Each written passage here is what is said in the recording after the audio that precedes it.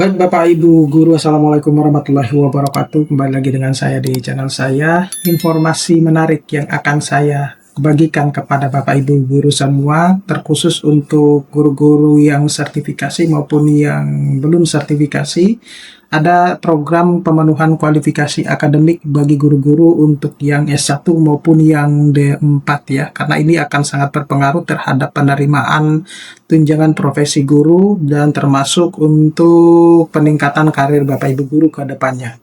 Nah, tapi sebelum saya lanjut membahas informasi ini lebih dalam, saya mau menginformasikan kepada Bapak Ibu guru bahwa bagi Bapak Ibu guru yang ingin mendownload e-book yang bisa digunakan untuk pegangan guru dalam mengajar, pegangan siswa untuk belajar, kemudian modul-modul PPG, buku-buku PAUD, e-book untuk peningkatan kesejahteraan Bapak Ibu guru, ya penambahan penghasilan, Bapak Ibu guru bisa mendownloadnya melalui link yang sudah saya sediakan pada deskripsi dari video saya ini.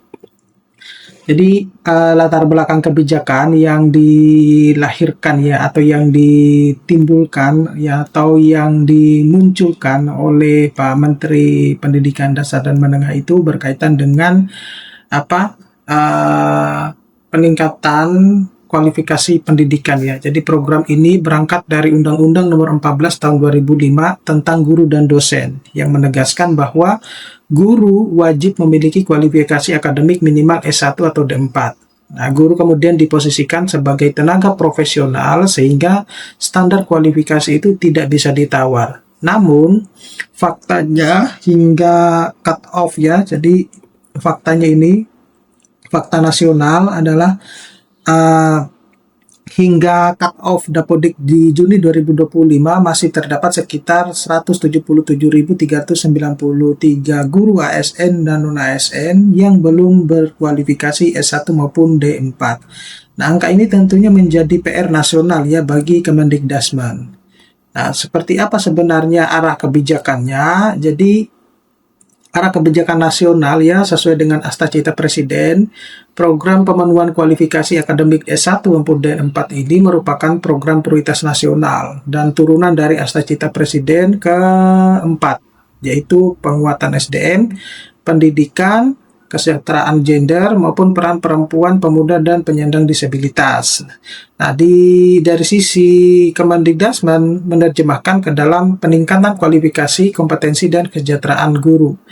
Nah, data guru yang belum S1 ataupun D4, fakta yang ada di lapangan ya. Jadi sumber jumlah datanya itu adalah dari sumber Dapodik, kemudian cut off-nya itu di Juni 2025 ya, di mana ini menyangkut sekitar total 177.393 guru. Nah, catatan pentingnya itu adalah sebagian guru itu sebenarnya sudah S1, tapi belum update di data Dapodik. Nah, ini menjadi PR bersama antara guru dan dinas pendidikannya. Nah, sebaran guru yang belum S1 maupun D4 itu kalau data di breakdown ya berdasarkan jenjang ya, ada PAUD, ada SD, kemudian ada SLB, ada SMP, SMA maupun SMK ya. Nah, statusnya itu adalah status ASN maupun non-ASN. Wilayahnya adalah per provinsi ya. Jadi temuan utamanya itu adalah guru PAUD dan SD itu adalah jumlah yang paling banyak gitu.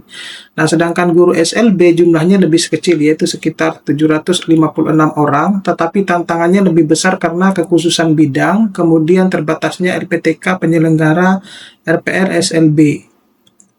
Nah, seperti apa sebenarnya untuk fokus ya rencana yang per tahun? Jadi di tahun 2025 itu fokus utamanya itu ada guru PAUD dan guru SD. Nah, alasannya itu karena jumlahnya paling besar ya dan dampaknya langsung ke pendidikan dasar. Nah, untuk di tahun 2026 itu mulai dibuka tambahan sasaran mulai dari guru SMP, SMA maupun SMK. Namun ini tidak semua mata pelajaran ya, hanya mata pelajaran yang selaras antara Dinas maupun Dikmen ya, yaitu bahasa Indonesia, bahasa Inggris, bimbingan konseling, kemudian ada IPA, ada IPS, matematika, PJOK, kemudian PKN maupun TIK. Nah, potensi sasarannya itu mencapai kurang lebih 13.658 guru dan syarat masa kerjanya itu minimal 3 tahun. Nah, untuk strategi programnya, jadi strategi pelaksanaan RPL rekognisi pembelajaran lampau ya. Apa itu sebenarnya RPL? Jadi RPL itu adalah pengakuan mulai dari pengalaman kerja, pendidikan non-formal dan informal, serta pelatihan dan diklat, yang kemudian dikonversi menjadi SKS, yang bisa memperpendek ya masa studi S1 ataupun D4. Nah, tentu ini sangat menguntungkan bagi guru-guru yang memang sudah berpengalaman tapi belum S1 maupun D4 ya.